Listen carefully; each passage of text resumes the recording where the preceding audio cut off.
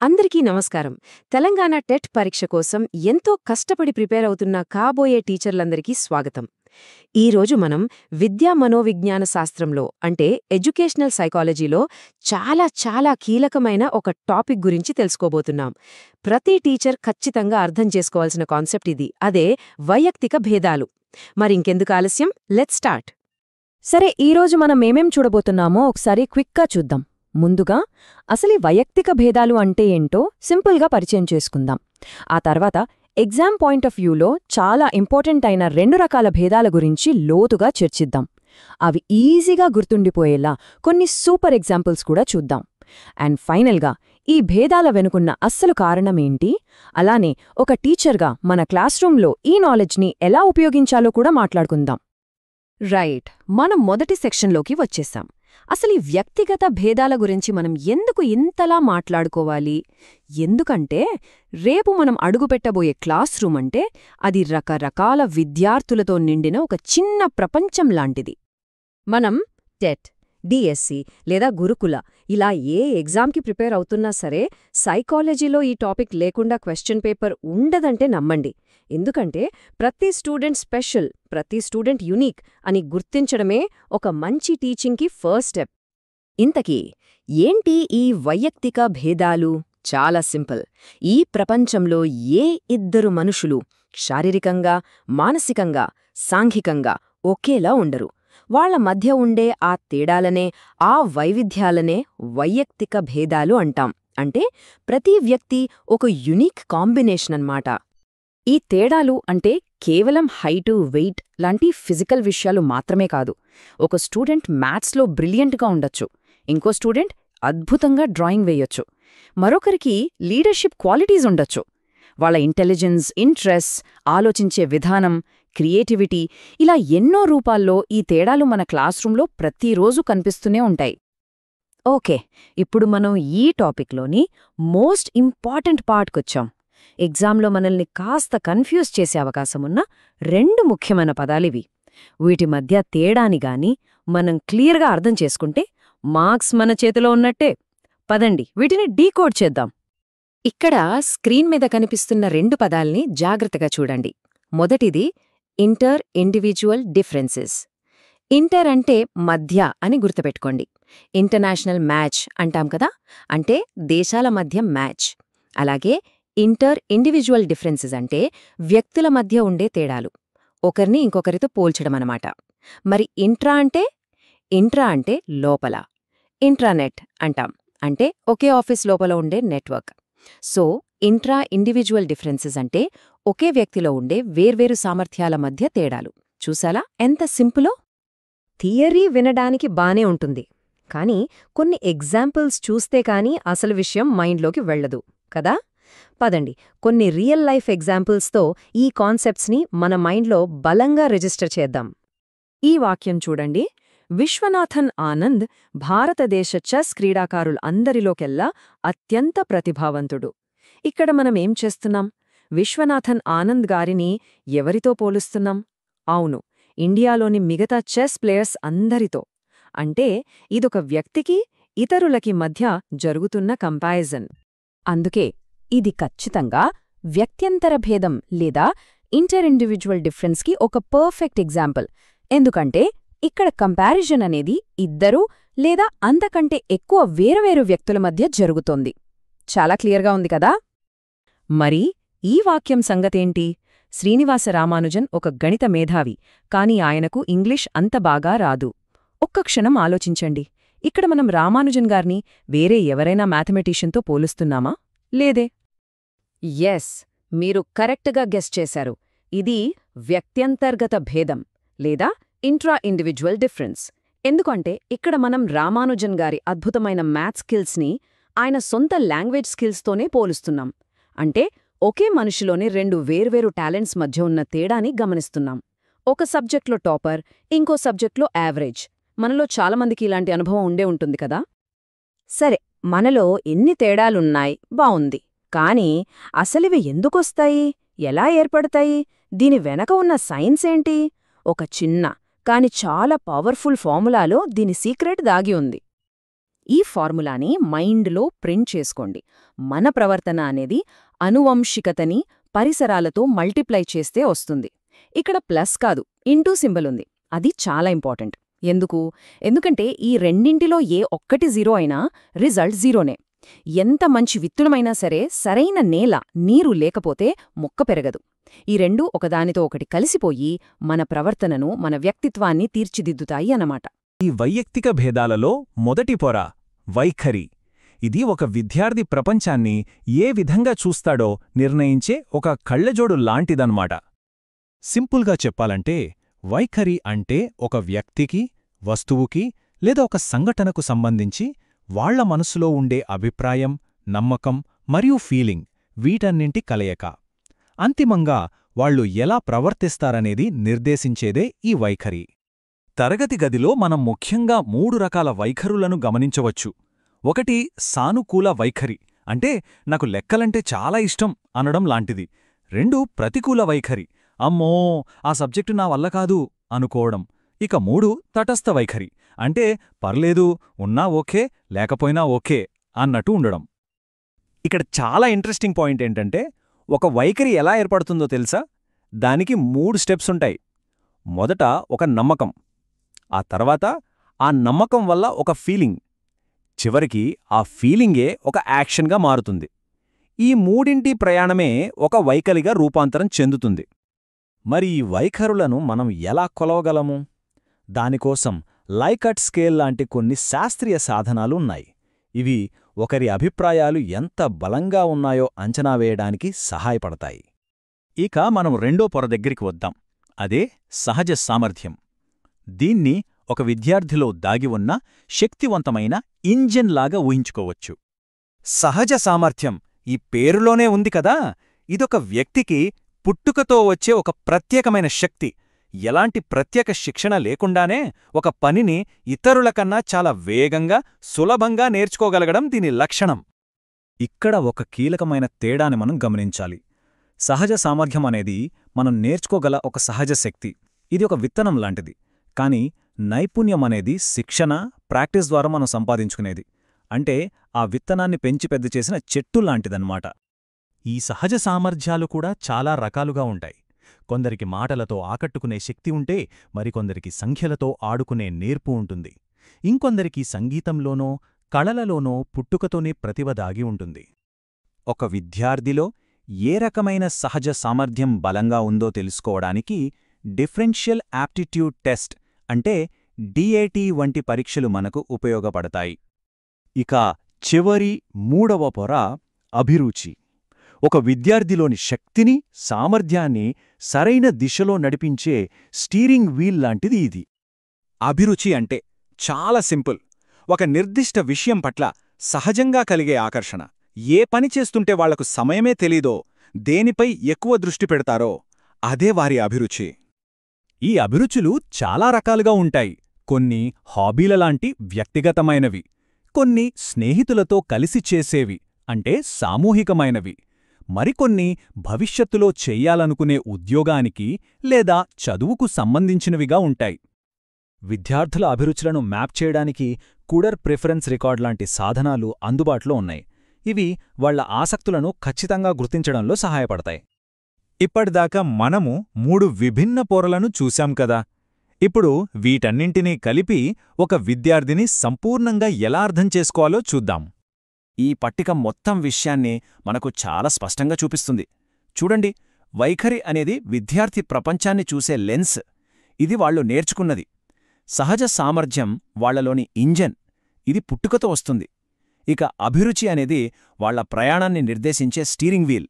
ఈ మూడింటినీ కలిపి చూసినప్పుడే ఒక విద్యార్థి సంపూర్ణ చిత్రం మనకు కనిపిస్తుంది. ఎప్పుడైనా అనిపించిందా, కొన్ని పనులు అస్సలు ఆలోచించకుండా చాలా ఈజీగా అయిపోతాయి, కానీ కొన్ని పనులకు మాత్రం చాలా డీప్గా ఆలోచించాల్సొస్తుంది? ఎందుకిలా? అసలు ఈ తేడా ఏంటి? ఆ రహస్యం మన మైండ్లో ఉన్న 2 ఇంజిన్లలోనే దాగి ఉంది. మరి ఆ ఇంజిన్లేంటి, అవి ఎలా పనిచేస్తాయో ఇప్పుడు వివరంగా చూసేద్దాం. ఈరోజు మనం మొత్తం 6 విషయాలు తెలుసుకోబోతున్నాం. ఫస్ట్, మనసులో ఉన్న ఆ 2 ఇంజిన్లేంటో చూద్దాం. తర్వాత మన అలవాట్లు అంటే ఆటోమేటిక్ పైలట్ గురించి, అవి ఎలా ఏర్పడతాయో కూడా తెలుసుకుందాం. ఆ తర్వాత క్రియేటివ్ నావిగేటర్ అంటే మన ఆలోచనా శక్తి గురించి, అందులోని 2 మార్గాల గురించి, చివరగా ఈ రెండిటినీ మన కంట్రోల్లోకి ఎలా తెచ్చుకోవాలో చూద్దాం. సో మనం ఇందాకనుకున్నట్టు మన మైండ్లో 2 సిస్టమ్స్ ఉన్నాయన్నమాట. ఒకటి ఒక ఎఫిషియెంట్ ఆటోపైలట్ లాంటిది, రోజు చేసే పనుల్ని అదే చూసుకుంటుంది. ఇక రెండోది ఒక క్రియేటివ్ నావిగేటర్, ఏదైనా కొత్త సమస్య వస్తే దారి చూపిస్తుంది. ఈ 2 మన లైఫ్లో ఎంత ఇంపార్టెంటో తెలుసుకుందాం. సరే, ముందుగా మొదటి ఎంజిన్ గురించి మాట్లాడుకుందాం, మన ఆటోపైలట్. అదేంటో తెలుసా? మన అలవాట్లు. రోజు మనం చేసే పనులన్నీ సజావుగా జరగడానికి కారణం ఈ అలవాట్లే. నిజానికి ఇవి మన మెంటల్ ఎనర్జీని చాలా సేవ్ చేస్తాయి. దాంతో మనం ముఖ్యమైన విషయాలపై ఫోకస్ చేయగలుగుతాం. అసలు అలవాటు అంటే ఏంటి? సింపుల్గా చెప్పాలంటే మనం ఆలోచించకుండా ఆటోమేటిక్గా చేసే పని. ఇది మన బ్రెయిన్లో రన్ అయ్యే ఒక సాఫ్ట్వేర్ ప్రోగ్రాం లాంటిది. మన ప్రవర్తనను సైలెంట్గా కంట్రోల్ చేస్తూ ఉంటుంది. దీని పవర్ని అస్సలు తక్కువ అంచనా వేయలేం. అయితే ఈ అలవాట్లలో 2 రకాలుంటాయి. ఒకటి మంచి అలవాట్లు. ఇవి మనల్ని డెవలప్ అయ్యేలా చేస్తాయి, మన గ్రోత్కి హెల్ప్ చేస్తాయి. రెండోవి చెడు అలవాట్లు. ఇవి మన డెవలప్మెంట్కు అడ్డుపడతాయి. చూడ్డానికి 2 అలవాట్లే అయినా వాటి రిజల్ట్స్ మాత్రం మన జీవితాన్ని పూర్తిగా మార్చేయగలవు. సరే, అసలు ఒక పని అలవాటుగా ఎలా మారిపోతుంది? దాని వెనుక ఉన్న సైన్స్ ఏంటి? ఆ ప్రాసెస్ ఏంటో ఇప్పుడు చూద్దాం. ఇది గనక అర్థమైతే మంచి అలవాట్లని ఎలా పెంచుకోవాలో, చెడ్డవాటిని ఎలా వదిలించుకోవాలో మనకొక క్లారిటీ వస్తుంది. ఒక అలవాటు ఏర్పడ్డానికి ఈ 4 స్టెప్స్ ఉన్న లూప్ చాలా ఇంపార్టెంట్. ఫస్ట్, క్యూ అంటే ఒక ట్రిగర్, ఏదో ఒకటి మనల్ని ఆ పని చేసేలా ప్రేరేపిస్తుంది. రెండోది రుటీన్ అంటే మనం చేసే ఆ పని. మూడోది రివార్డ్, ఆ పని చేయడం వల్ల మనకు దొరికే ఒక పాజిటివ్ ఫీలింగ్. ఇక 4వది రిపిటేషన్ అంటే దీన్ని మళ్లీ మళ్లీ చేయడం. ఇలా రిపీట్ చేయడం వల్లే ఆ అలవాటు చాలా స్ట్రాంగ్గా తయారవుతుంది, ఆటోమేటిక్ అయిపోతుంది. ఓకే, ఇప్పుడు మన రెండో ఎంజిన్ గురించి మాట్లాడుకుందాం, మన క్రియేటివ్ నావిగేటర్. అదే మన ఆలోచన. ఇది మన బ్రెయిన్కి సంబంధించిన active mode, problem solving mode అనొచ్చు.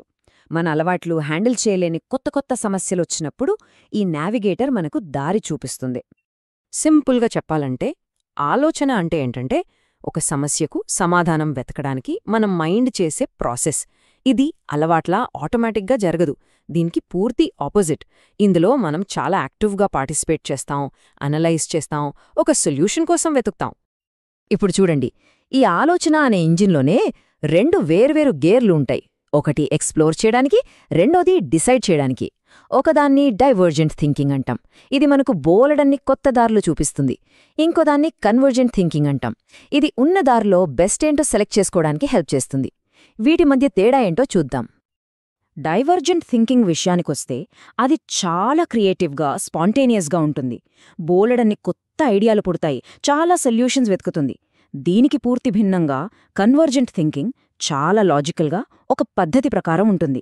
దీని పని కొత్త ఐడియాలివ్వడం కాదు, ఉన్నవాటిలో ఒకే ఒక కరెక్ట్ ఆన్సర్ వెతకడం. సో ఒకటి ఆలోచనల్ని వెదజల్లితే రెండోది ఒకే చోటకి తెస్తుంది. డైవర్జెంట్ థింకింగ్ని మన మైండ్ యొక్క బ్రెయిన్ స్టార్మింగ్ టూల్ అని చెప్పొచ్చు. ఇదొక రకమైన క్రియేటివ్ థింకింగ్. ఒక ప్రాబ్లంకి ఒకే సొల్యూషన్ కాకుండా వీలైనన్ని ఎక్కువ సొల్యూషన్స్ వెతుకుతుంది. అంతా చాలా స్పాంటేనియస్గా ఉంటుంది. ఇక కన్వర్జెంట్ థింకింగ్, దీన్ని మన మైండ్ యొక్క డిసిషన్ మేకింగ్ టూల్ అనొచ్చు. ఇదొక రకమైన లాజికల్ థింకింగ్. దీని టార్గెట్ ఏంటంటే ఉన్న ఆప్షన్స్లోంచి ఒకే ఒక బెస్ట్ సొల్యూషన్ని కనుక్కోవడం. ఇది చాలా సిస్టమాటిక్గా, లాజికల్గా ఆలోచిస్తుంది. సరే, మనం చివరి భాగానికి వచ్చేశాం. ఇప్పటిదాకా మనం తెలుసుకున్న వాటన్నిటినీ కలిపి చూద్దాం. మన మైండ్ పర్ఫెక్ట్గా పనిచేయాలంటే ఈ 2 ఇంజన్లు కలిసి ఎలా పనిచేయాలో అర్థం చేసుకుందాం. ఎందుకంటే లైఫ్లో సక్సెస్ అవ్వాలంటే ఈ 2 బ్యాలెన్స్గా ఉండటం చాలా చాలా అవసరం. ఒక్కసారి ముఖ్యమైన విషయాలు గుర్తుచేసుకుందాం. మన అలవాట్లనేవి ఆటోమేటిక్ పైలట్, మన మెంటల్ ఎనర్జీని సేవ్ చేస్తాయి. మన ఆలోచన అనేది క్రియేటివ్ నావిగేటర్, కొత్త సమస్యలను సాల్వ్ చేస్తుంది. ఆ 4 స్టెప్ హ్యాబిట్ లూప్ వల్లే మనకు అలవాట్లు ఏర్పడతాయి. ఇక డైవర్జెంట్ థింకింగ్ కొత్త ఆప్షన్స్ క్రియేట్ చేస్తే, కన్వర్జెంట్ థింకింగ్ ఉన్న వాటిలోంచి బెస్ట్ చాయిస్ తీసుకుంటుంది. ఉన్నప్పటి రోజులు ఒకసారి గుర్తు తెచ్చుకుందాం. క్లాసులో ఫస్టొచ్చేవాళ్లని, లెక్కల్లో చురుగ్గా ఉండేవాళ్లని తెలివైన వాళ్ళు అని పిలిచేవాళ్లం కదా. అవును. కాని అదే క్లాసులో డ్రాయింగ్ అద్భుతంగా వేసే ఒక స్నేహితుడు, లేదా స్పోర్ట్స్ డే రోజున అందర్నీ ఆశ్చర్యపరిచే ఒక అమ్మాయి ఉండేవాళ్లు. వాళ్ల సంగతేంటి? వాళ్ళు తెలివైనవాళ్లు కాదా? అసలు ప్రజ్ఞ లేదా తెలివి అంటే ఏంటి? దాన్ని కేవలం మార్కులతోనే కొలవగలమా? ఈరోజు మనం ఈ ప్రశ్నల్నే లోతుగా పరిశీలించబోతున్నాం. మన చేతిలో తెలంగాణ టెట్ పరీక్ష కోసం సిద్ధం చేసిన ఒక అధ్యయన పత్రం ఉంది. ఇది మనకొక రోడ్ మ్యాప్లా పనిచేస్తుందన్నమాట. కరెక్ట్. ప్రజ్ఞ గురించిన పాతకాలపు ఆలోచనల నుండి మనల్ని మనం చూసుకునే విధానాన్ని పూర్తిగా మార్చేసే ఆధునిక సిద్ధాంతాల వరకు మనల్ని తీసుకెళ్తుంది. మన లక్ష్యం ఒక్కటే, ప్రజ్ఞ అంటే కేవలం ఐక్యూ స్కోర్ అనే చిన్న పెట్టె నుండి బయటకొచ్చి దాని విస్తారమైన ప్రపంచాన్ని అన్వేషించడం. ఇది చాలా ముఖ్యమైన చర్చ. ఎందుకంటే మనం తెలివి అనే పదాన్ని రోజూ వాడతాం, కాని దాని అర్థం గురించి అంతగా ఆలోచించం. నిజమే. మన దగ్గర ఉన్న ఈ పత్రం మనస్తత్వవేత్తలు 100 సంవత్సరాలుగా ఈ భావనతో ఎలా పోరాడుతున్నారో చూపిస్తుంది.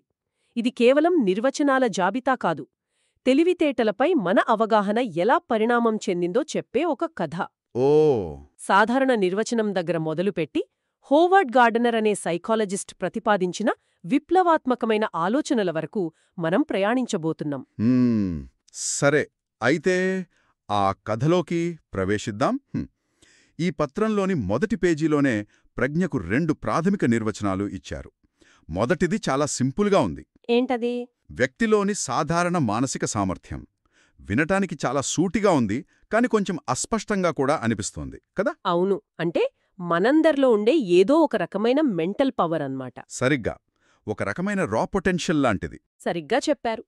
ఇక రెండవ నిర్వచనం చూడండి, అన్ని కార్యక్రమాలను నిర్వహించగలిగే సామర్థ్యం. ఇది మొదటిదానికి కొంచెం భిన్నంగా ఉంది. ఇది మనలో ఉన్న శక్తి గురించి కాకుండా ఆ శక్తిని మనం బయటి ప్రపంచంలో ఎలా వాడుతున్నామనే దానిపై దృష్టి పెడుతుంది. అంటే సమస్యలను పరిష్కరించడం, పనులను పూర్తి చేయటం వంటివి.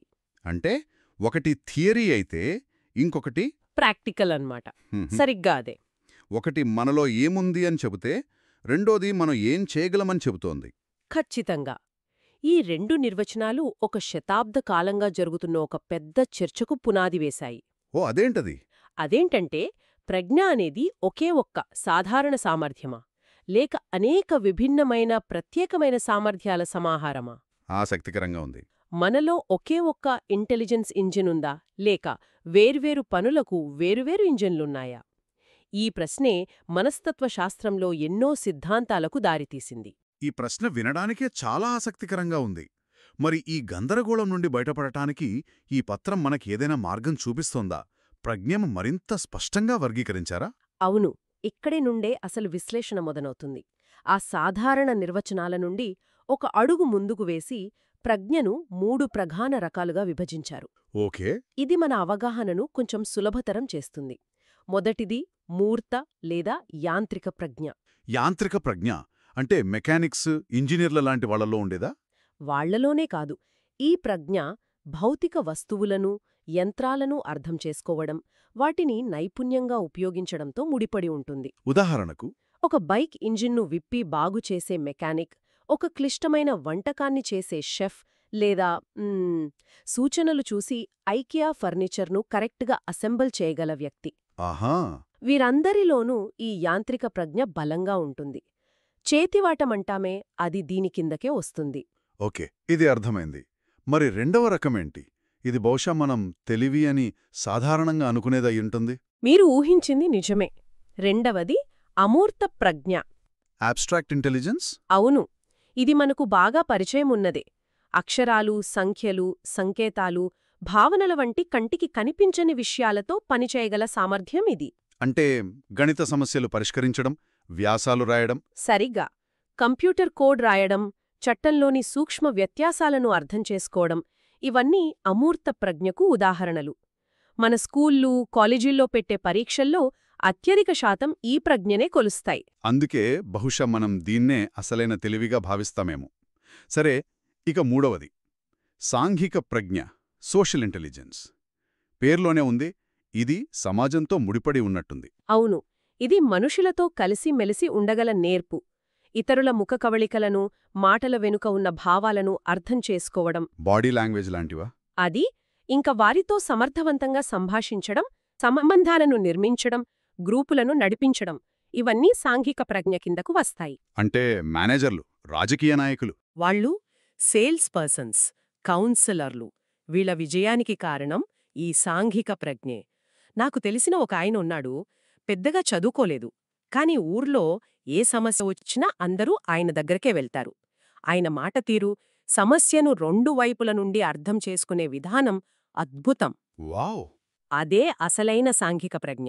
ఈ 3 రకాల వర్గీకరణ వింటుంటే ప్రజ్ఞ అనేది ఒకే విషయం కాదనే ఆలోచన బలపడుతోంది.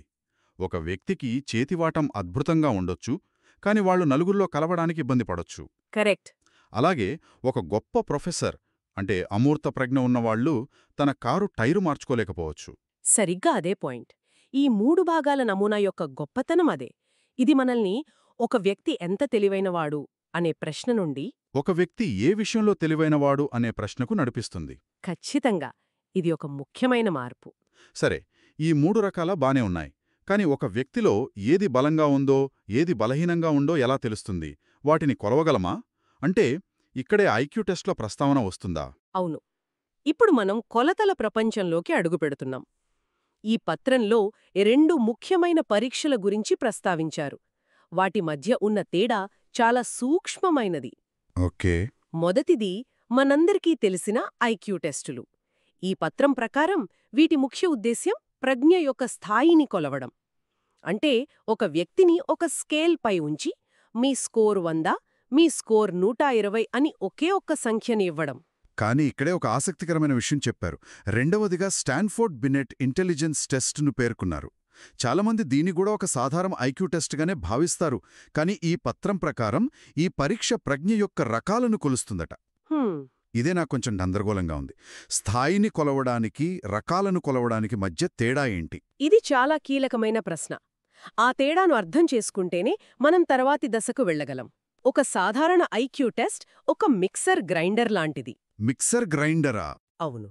అది మీ భాషా నైపుణ్యాలను, తార్కిక ఆలోచనను, జ్ఞాపకశక్తిని అన్నింటినీ కలిపి ఒకే జ్యూస్ లాంటి స్కోర్నిస్తుంది. అది మీ ప్రజ్ఞాస్థాయి. కాని ఈ పత్రం విశ్లేషిస్తున్న ప్రకారం స్టాన్ఫర్డ్ బినెట్ టెస్ట్ అలా కాదు. మరి అదెలా? అది కూడా చివరికి ఒక ఐక్యూ స్కోరే ఇస్తుంది. కాని ఆ స్కోర్కు ఎలా వచ్చారో చూపిస్తూ ఒక ప్రొఫైల్ ఇస్తుంది. అంటే మీ భాషా నైపుణ్యాల స్కోర్ ఇంత, మీ తార్కిక ఆలోచన స్కోర్ ఇంత, మీ ప్రాదేశిక అవగాహన స్కోర్ ఇంత అని విడివిడిగా చూపిస్తుంది. అందుకే దాన్ని రకాలను కొలుస్తుంది అని ఈ పత్రం వర్గీకరించింది. ఓహో, ఇప్పుడు స్పష్టంగా అర్థమైంది. అంటే ఒకే నంబర్ చెప్పే బదులు ఒక డీటెయిల్డ్ రిపోర్ట్ కార్డ్ ఇస్తుందన్నమాట. సరిగ్గా. ఈ ఆలోచన అంటే ప్రజ్ఞలో వేర్వేరు రకాలు ఉంటాయనే ఆలోచన మనల్ని ఎక్కడికి తీసుకువెళ్తుంది? ఇది మనల్ని నేరుగా హోవర్డ్ గార్డ్నర్ అనే హార్వర్డ్ సైకాలజిస్ట్ దగ్గరకు తీసుకువెళ్తుంది. ఆయన 1983లో ప్రతిపాదించిన బహుళ ప్రజ్ఞల సిద్ధాంతం ప్రజ్ఞ గురించిన మన ఆలోచనలన్నింటినీ తలక్రిందులు చేసింది. వావ్! ఆయన ప్రజ్ఞ ఒక్కటి కాదు, కనీసం 7-8 స్వతంత్రమైన ప్రజ్ఞలున్నాయి అని ధైర్యంగా ప్రకటించారు. ప్రతి వ్యక్తిలోనూ ఈ ప్రజ్ఞలన్నీ ఉంటాయని, కానీ ఒక్కొక్కరిలో ఒక్కొక్క ప్రజ్ఞ బలంగా, మరొకటి బలహీనంగా ఉండవచ్చని చెప్పారు. 7-8 రకాల ప్రజ్ఞల చాలా ఆసక్తికరంగా ఉంది. ఈ పత్రంలో వాటి గురించి ఏం చెప్పారు? మొదటిదేంటి? మొదటి 2 మనకు బాగా తెలిసినవే. ఒకటి భాషా ప్రజ్ఞ, లింగ్విస్టిక్ ఇంటెలిజెన్స్. అంటే పదాలతో ఆడుకోగల నేర్పు, రాయడం, మాట్లాడ్డం, కథలు చెప్పడం, వాదించడం. కవులు, రచయితలు, లాయర్లు. అవును, జర్నలిస్టులో ఇది ఎక్కువగా ఉంటుంది. రెండవది తార్కిక గణిత ప్రజ్ఞ, లాజికల్ మ్యాథమెటికల్ ఇంటెలిజెన్స్. శాస్త్రవేత్తలు, గణిత శాస్త్రవేత్తలు. వాళ్ళు ఇంకా కంప్యూటర్ ప్రోగ్రామర్లు. తార్కికంగా ఆలోచించడం, నమూనాలను గుర్తించడం, సమస్యలను విశ్లేషించడం, ఇవన్నీ దీని కిందకే వస్తాయి. సరే, ఇవి 2 మన స్కూల్ సిస్టంలో ఎక్కువగా విలువనిచ్చే స్కూల్ స్మార్ట్స్. కానీ గార్డ్నర్ సిద్ధాంతం విప్లవాత్మకమన్నారు కదా? అంటే ఇక్కడ నుండి విషయాలు ఆసక్తికరంగా మారతాయన్నమాట. ఖచ్చితంగా. ఇప్పుడు చూడండి, 3వది సంగీత ప్రజ్ఞ, మ్యూజికల్ ఇంటెలిజెన్స్. స్వరాలను, లయలను, మాధుర్యాన్ని గుర్తించడం, సృష్టించడం, ఆస్వాదించడం. సంగీతకారులు, గాయకులు, స్వరకర్తలు వీళ్లలో ఇది స్పష్టంగా కనిపిస్తుంది. గార్డ్నర్ ప్రకారం ఇది భాషాప్రజ్ఞతో సమానమైన ఒక పూర్తిస్థాయి ప్రజ్ఞ. నాలుగవదింకా ఆశ్చర్యంగా ఉంటుంది. శారీరక క్రియా ప్రజ్ఞ, బాడీలీ కైనెస్థెటిక్ ఇంటెలిజెన్స్. ఒక్క నిమిషం, అంటే శరీరాన్ని నైపుణ్యంగా ఉపయోగించడం కూడా ఒక రకమైన తెలివా? ఎందుకు కాదు? సచిన్ టెండూల్కర్ బ్యాటింగ్ లేదా ఒక సర్జన్ చేసే సున్నితమైన ఆపరేషన్, ఇవి కూడా ప్రజ్ఞ కిందకొస్తాయా? ఎందుకు రావు? అదే గార్డ్నర్ అడిగిన ప్రశ్న. మన శరీరాన్ని ఉపయోగించి సమస్యలను పరిష్కరించడం లేదా వస్తువులను తయారు చేయడమనేది ఒక అద్భుతమైన మానసిక సామర్థ్యం. ఒక గొప్ప నృత్యకారుడు, ఒక క్రీడాకారుడు, ఒక శిల్పి, ఒక సర్జన్, వీరందర్లోనూ ఈ ప్రజ్ఞ అత్యున్నత స్థాయిలో ఉంటుంది. మెదడు, శరీరం మధ్య సమన్వయం లేకుండా ఇది సాధ్యం కాదు. ఇది నిజంగా ఆలోచించాల్సిన విషయం. మనం ఎప్పుడూ ఒక అథ్లెట్ను తెలివైనవాడు అని వర్ణించాం, ప్రతిభావంతుడు అంటాం. కానీ గార్డ్నర్ ఆ గీతను చెరిపేస్తున్నారు.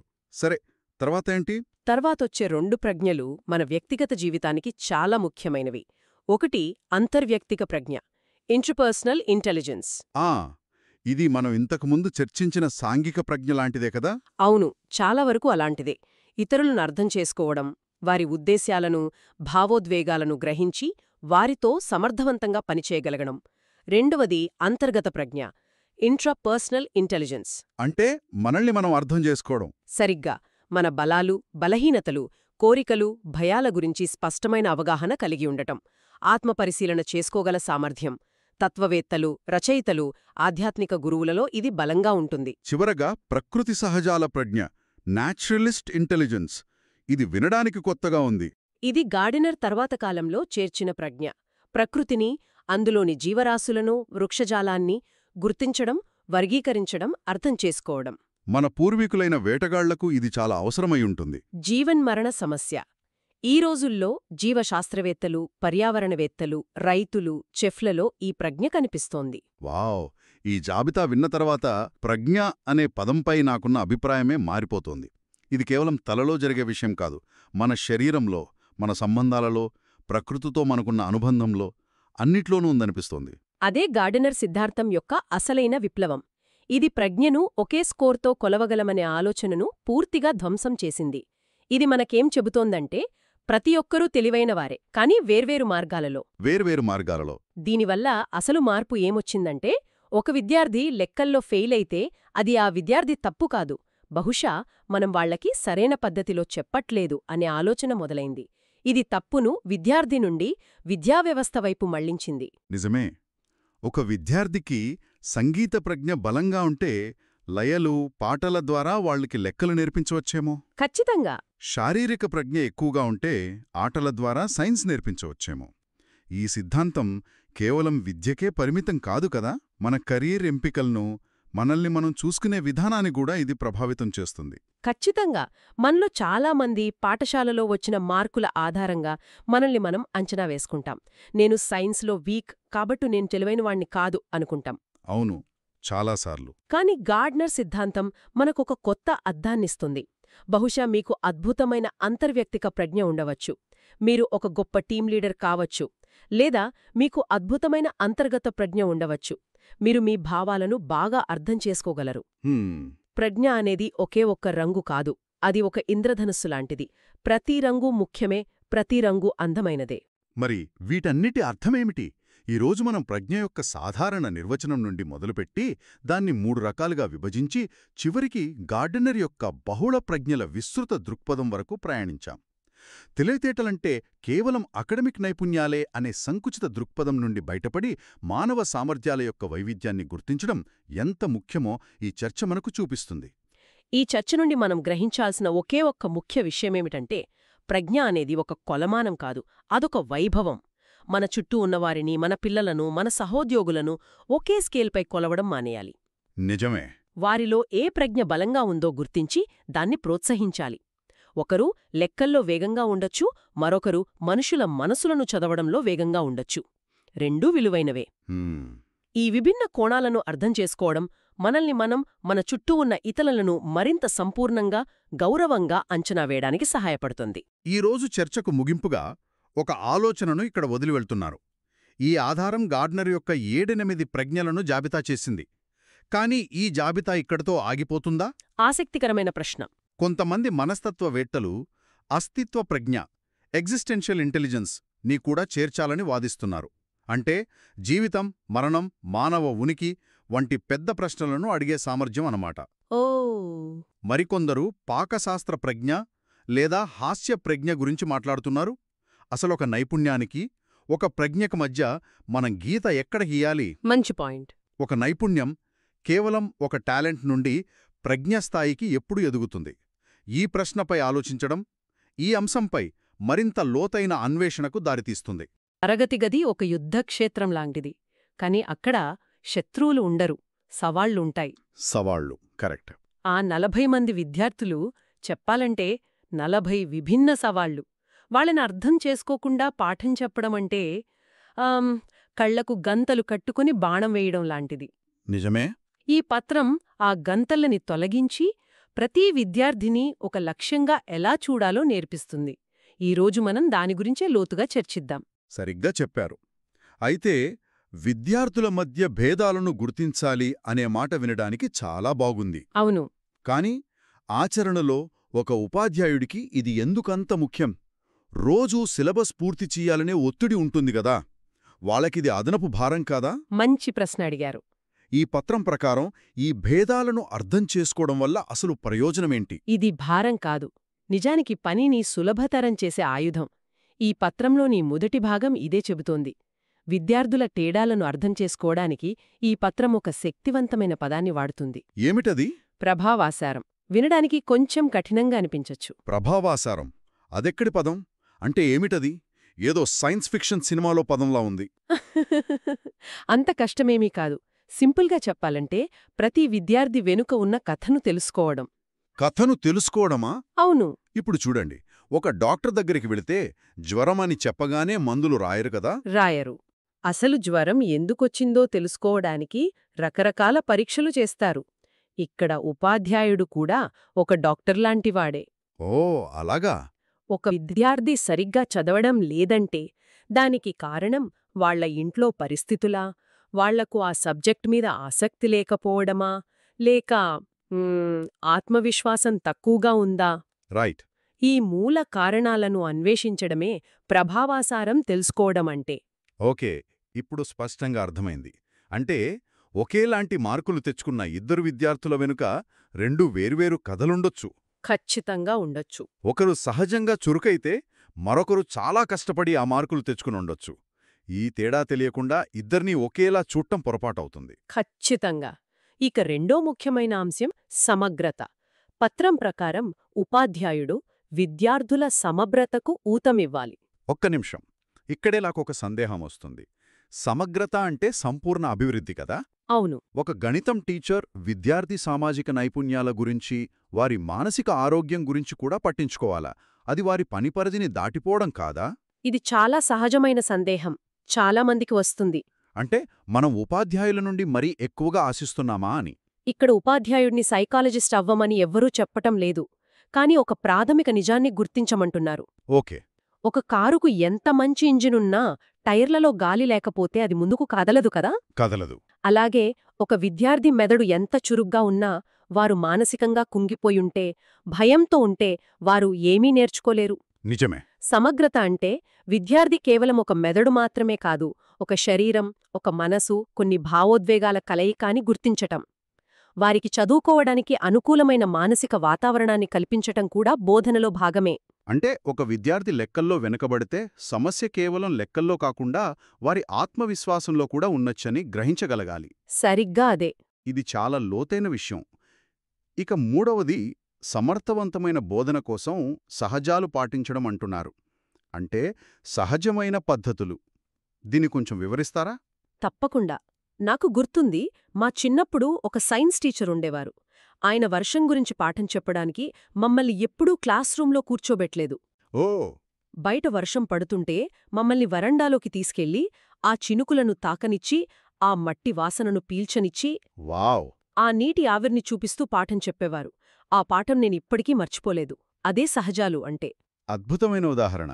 బట్టి పట్టించడం, చెప్పింది రాయించడం కాకుండా విద్యార్థులను ప్రకృతితో, వారి చుట్టూ ఉన్న ప్రపంచంతో అనుసంధానం చేస్తూ నేర్పించడమన్నమాట. అంటే తరగతి గది 4 గోడల మధ్య ఉండాల్సిన అవసరం లేదు. చదువును ఒక అనుభవంగా మార్చడం. చాలా బావుంది. అవును. ఈ సిద్ధాంతం వింటుంటే ఇలాంటి విద్య అందుకోవాలనిపిస్తోంది. కానీ నాకో పెద్ద సందేహం. అడగండి.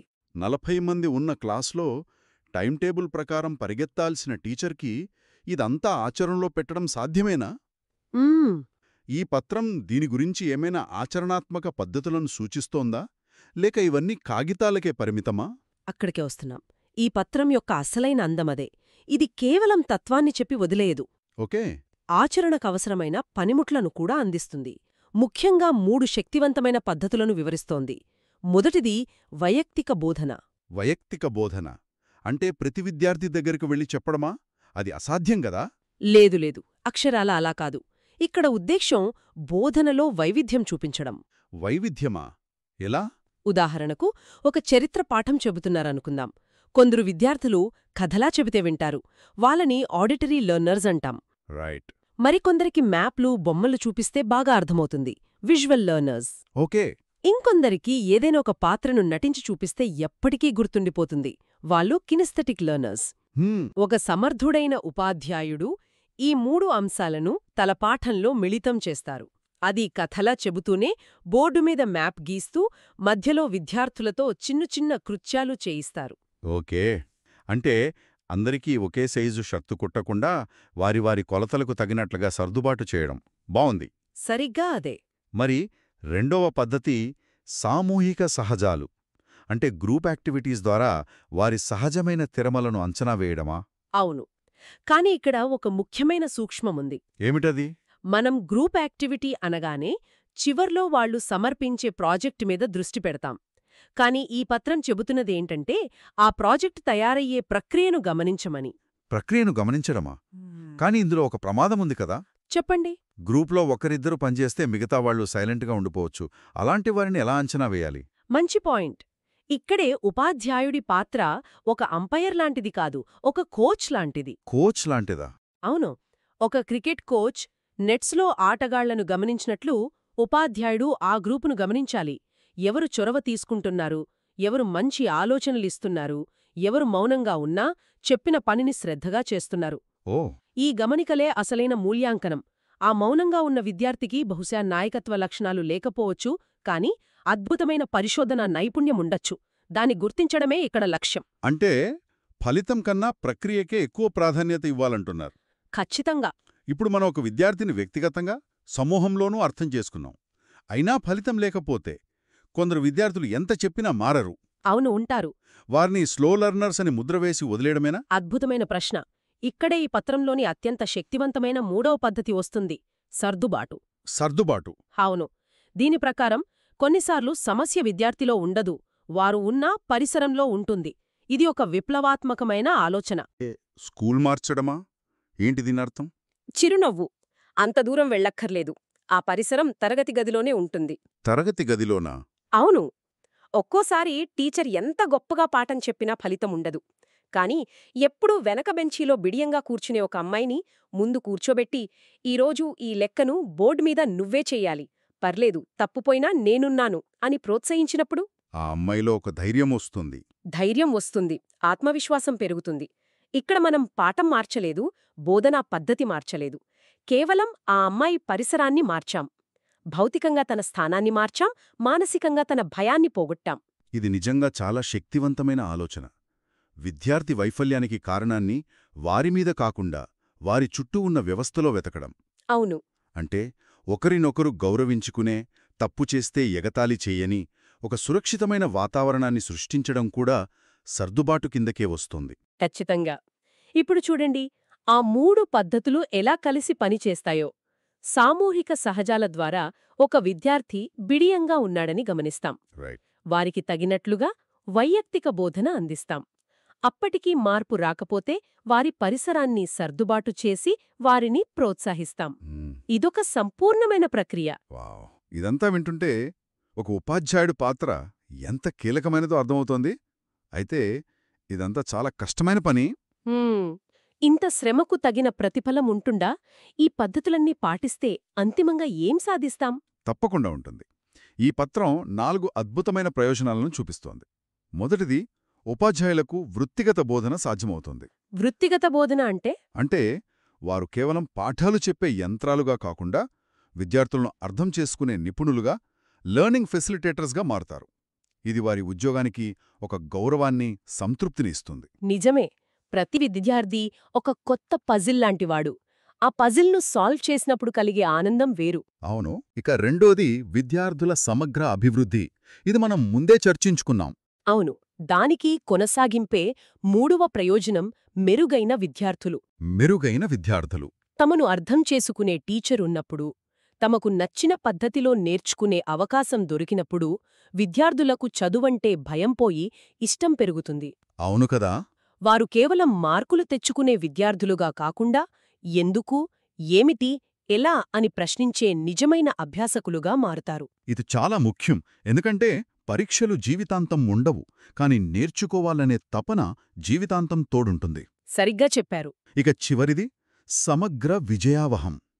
ఈ పదం చాలా బలంగా ఉంది. అవును. గమనించండి, ఈ పత్రం విద్యార్థుల విజయం అనో, ఉపాధ్యాయుడి విజయం అనో చెప్పడం లేదు. సమగ్ర విజయావహం అంటోంది. అవును. అంటే అందరి సమిష్టి విజయం. ఇది ఒక విన్-విన్ సిచ్యువేషన్. విద్యార్థి గెలుస్తాడు ఎందుకంటే తను బాగా నేర్చుకుంటాడు. రైట్. ఉపాధ్యాయుడు గెలుస్తారు ఎందుకంటే వారు తమ వృత్తిలో సంతృప్తిని పొందుతారు. అంతిమంగా సమాజం గెలుస్తుంది. ఎందుకంటే ఆలోచించే, సృజనాత్మక పౌరులు తయారవుతారు. ఖచ్చితంగా. అద్భుతంగా ముడిపెట్టారు.